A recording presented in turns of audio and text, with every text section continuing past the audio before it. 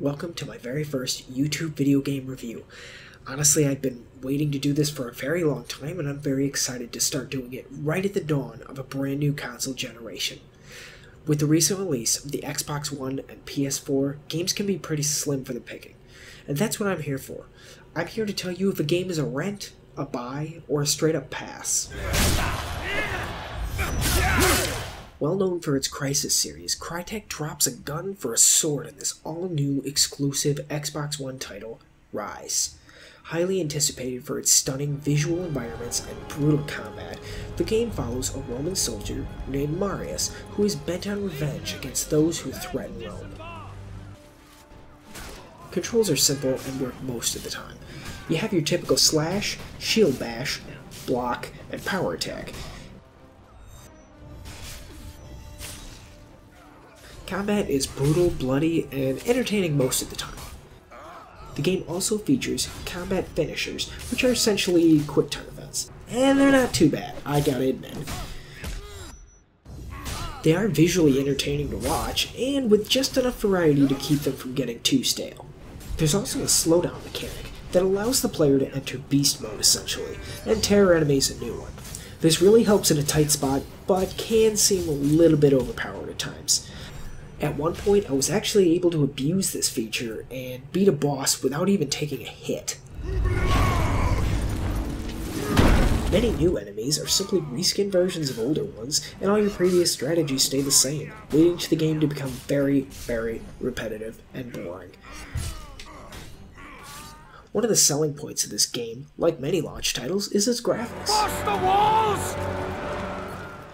The environmental textures and armor worn in the game look amazing, and combined with the smooth combat animations, makes this game stunning and visually pleasing. At all costs! Overall, the game's difficulty is pretty easy. Once you master the ability to block, not much is there to stop you. Leveling overall felt like a big waste of time, and honestly, I'm not even sure if it was majorly thought out.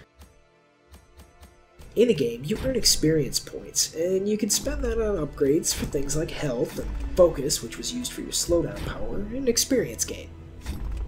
Early on, I grabbed most of the health upgrades, and I think that's one of the major flaws with the system. The value for some of the upgrades was really low, and I ended up grabbing a ton of upgrades very early on, just because I had enough experience to do it. After that, I forgot about the upgrade system altogether, and pretty much didn't bother upgrading until whenever I remembered again. Current DLC includes 2 gladiator outfits for multiplayer and gold packs, which can be used to level up on the campaign or purchase random packs of items for multiplayer. Oh, and there's also a season pass. I assume it will simply include more multiplayer missions for the arena and more gladiator skins. I highly recommend holding off for now. Ryse does indeed feature some multiplayer. The multiplayer has you and a partner battling waves of enemies while completing small objectives along the way, such as destroy the enemy bunker by kicking a pot of fire onto a small wooden structure, or destroy the catapults by doing exactly the same thing. One small addition of customization was the ability to pick a god to worship, which gives you a few perks and a unique power for multiplayer, but ultimately it's just a replacement for your focus use.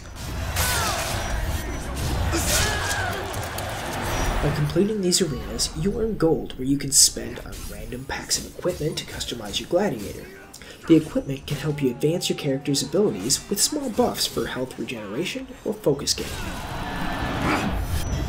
After a short bit of playing the online for this game, you'll quickly be reminded the repetitive nature of this game. Overall, the multiplayer felt like an obvious afterthought and just really extends your boredom. I did enjoy this game, but with the limited enemy variation and the game being focused on its combat, the game got very repetitive very quickly. By the way, this game is short, and I mean really short. If you rented this game, you could beat it and return it the same day you rented it. It took me an average of 5 hours and 40 minutes to complete this game, and I've heard even shorter times from other people. Now, I did like some things about this game. The graphics, definitely great. The environments look great. The in-game armor looks fantastic. Overall, the game looks great. Also, the combat is fun.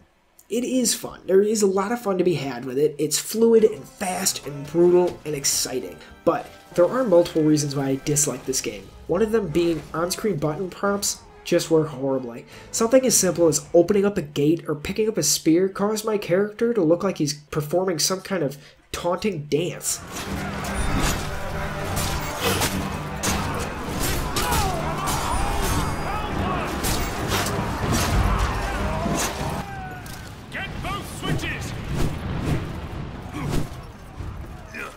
As I've said many times in this review, this game has limited enemy variety, and most of the enemies are just reskins of old ones. With all that, it makes the combat repetitive and predictable.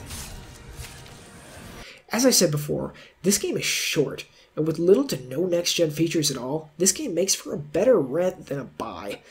Overall, I really enjoyed this game. I wanted to love it, but with its limited enemy variety, constant reskins, and just overall repetitiveness of the combat, it kind of dragged the whole experience down.